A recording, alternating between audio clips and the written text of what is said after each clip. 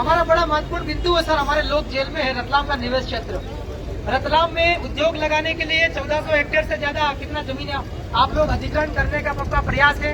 थोड़ी बहुत आपने छीन ली, थोड़ी बहुत और छीनना चाहते हैं। छोटे छोटे जो झोपड़ियां थी सर, जो लोग रह रहे थे उनको तो आपने अतिक्रमण के नाम से, जो छोटे छोटे झोपड़ियां थी उनको तो आपने हटा दिया कि यहाँ पर काम चलेगा एमपीआईडीसी का।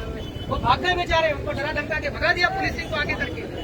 और सर उसी इलाके में जो खदाने हैं जिन लोगों की, माइनिंग चल रही जिनकी, पट्टेदार लोग हैं, उन लोगों को आपने हटाने के लिए कोई कार्रवाई नहीं की। क्यों? क्योंकि कुछ न कुछ मामला गड़बड़ घपला है, घोटाला, भ्रष्टाचार, करप्शन वाला मसला है। कौन कौन एमपीआईडीसी का अधिकारी लोग हैं उनके खिलाफ भी आपको जांच करनी पड़ेगी सर। अगर आपकी आंखों के सामने, तो बंद कर दिया गया, आवाज आ रही? आपकी आंखों के सामने सर उनको डरा धमका के मारपीट करके मजदूरों को, गरीब लोगों को भगाया जा रहा है एमपीआईडीसी का आपका उद्योग लगाने के नाम पर। और जो बड़े बड़े भूमाफिया वहाँ पर खनिज माफिया हैं, जिनके खदाने, उनको आप लोग भगा नहीं रहे हो, उनका अतिक्रमण आपको हटाना नहीं है। तो 5 तालाब आपका अभी उद्योग आपका चालू नहीं है, उसके पहले 5 तालाब आपने तोड़ दिए सर। कम से कम वो तालाब तो रखने थे आपको, थोड़ा लेट तोड़ देते अगर करना ही था तो आपको। अगर सचमुच में आप, हम अगर गलत है, हम अगर नियमानुसार, तो हमारे गरीब लोगों को भगा दिया, झोपड़ियां तोड़ दी, और आप खदान वाले खदाने चल रही है आपकी। क्या एमपीआईडी के अधिकारी इनसे माल पानी ले रहा, पैसा ले रहा, रिश्वत ले रहा? तो एसपी साहब इसका आप लोग थोड़ा जांच करेगा, इट इज क्राइम। अगर बनता है तो an FIR should be registered. बिना ग्राम सभा की पूर्व सहमति के, ये भी हमारा 5वीं अनुसूची वाला ही इलाका है। फिर बाद में देश आजाद होने के बाद में क्या क्या चीजें हुई है, लेकिन है ये हमारा 5वीं अनुसूची वाला ही इलाका है। पलसोड़ी वाला आपका, बिबड़ोद वाला आपका, कौन सा और गाँव, जुलवानिया, बिबड़ोद, ये सारे गांव, सरवन, ये सारे आदिवासी गांव है सर। ये सारे शेड्यूल 5 में हैं। अगर इसमें अगर आप ये कह रहे हैं कि आज वो शेड्यूल 5 में नहीं है, हम लोग जाएंगे अदालत में, हम इसको शेड्यूल 5 में करवा लेंगे। आप इसको निवेश को पूरी तरीके से निरस्त कर दो। इसको निवेश को आप इंदौर तरफ ले जाओ, उज्जैन तरफ ले जाओ, लेकिन यहाँ मत बनाओ। जितने भी उद्योगपति लोग आ रहे हैं उनको सबको फोन करके बोलो, यहाँ आपत्ति आ रही, इतने सारे लोग आए उद्योग का मना कर रहे कि नहीं कर रहे, हमको यहाँ उद्योग नहीं चाहिए।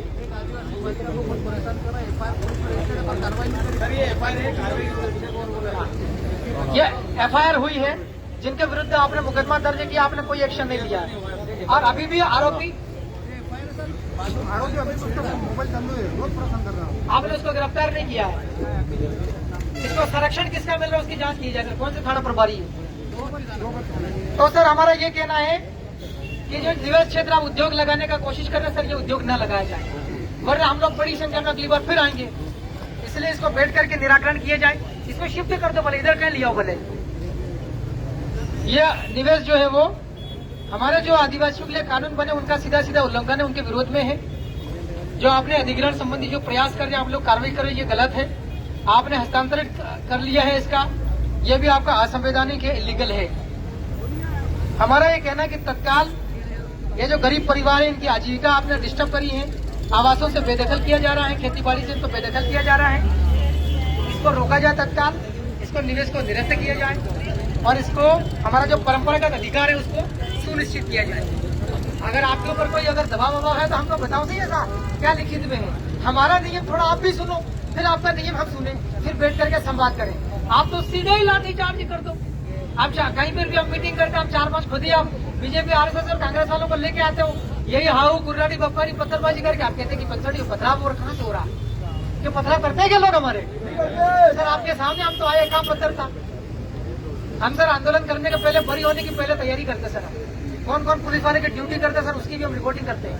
कौन कौन अधिकारी लोग आते हैं अन्य विभाग के, उसकी भी हम रिपोर्टिंग करते हैं। हमारी टीम में कौन कौन आदमी हमारे आंदोलन में शामिल हुआ, उसकी हम बकायदा पूरी एंट्री और सारा रिपोर्टिंग करते हैं। अगर कोई बाहर का आदमी आता तो हम लोग देख लेते सर। इसलिए थोड़ा आप भी देखो, आपके साथ में कोई आदमी आकर के अपराध कर रहा और आप आंदोलनकारी को, शांतिपूर्वक वालों को, हम संविधान में हमारा अधिकार है आंदोलन करना सर, हमारी मांग करना, धरना करना, आंदोलन करना, रैली करना, ये सारे हमारे अधिकार है, भूख हड़ताल वगैरह वगैरह शांतिपूर्वक करते हैं ना। हम कौन सा रोज रोज कर रहे हैं, कभी कभी जरूरत पड़ती है तभी तो आते हैं, कभी निवेश वाले में आ सकते हैं, कभी 8 दिन में अगर ये सारी समस्याओं का निराकरण नहीं किया तो हम लोग इसको लेकर फिर आ सकते हैं, लेकिन शांतिपूर्वक आएंगे, पीसफुली आएंगे।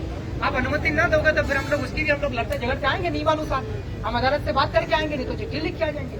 हमारा जो अधिकार उसको आनंद कर रहा है, लेकिन हम आपको इतना भी डिस्टर्ब नहीं करेंगे आपको तनाव आ जाए। और अब हमारे खिलाफ साजिश और षड्यंत्र रचो। शत्रुओं की सारी साजिशें षड्यंत्र नष्ट हो जाता है सर। आसमान के ऊपर से उनको शक्ति मिलती है सर। तो भैया कि तंत्र मंत्र यही तो है।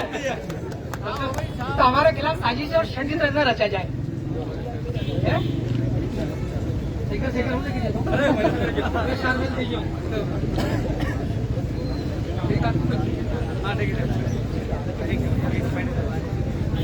सर ये पढ़ाई लिखाई संबंधी हमारा अभी बच्चों का शैक्षणिक सत्र शुरू होने वाला है स्कूल में और सारे स्कूलों में छात्रावासों में। हमारे आखिरी 2-3 बिंदु है बच्चों के।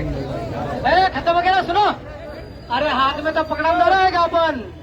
सर अगला बिंदु, शासकीय विद्यालयों में बिना दबाव और बिना सिफारिश के सभी पात्र विद्यार्थियों को प्रवेश नहीं मिल रहा है। सीएम राइज वाला मसला आ गया। कोई फोन करेगा, कोई जाके बोलेगा उसी को एडमिशन, बाकी अच्छा पढ़ने वाला पड़ोसी आदमी गरीब आदमी उसको एडमिशन नहीं मिल रहा। ये कहाँ का नियम है?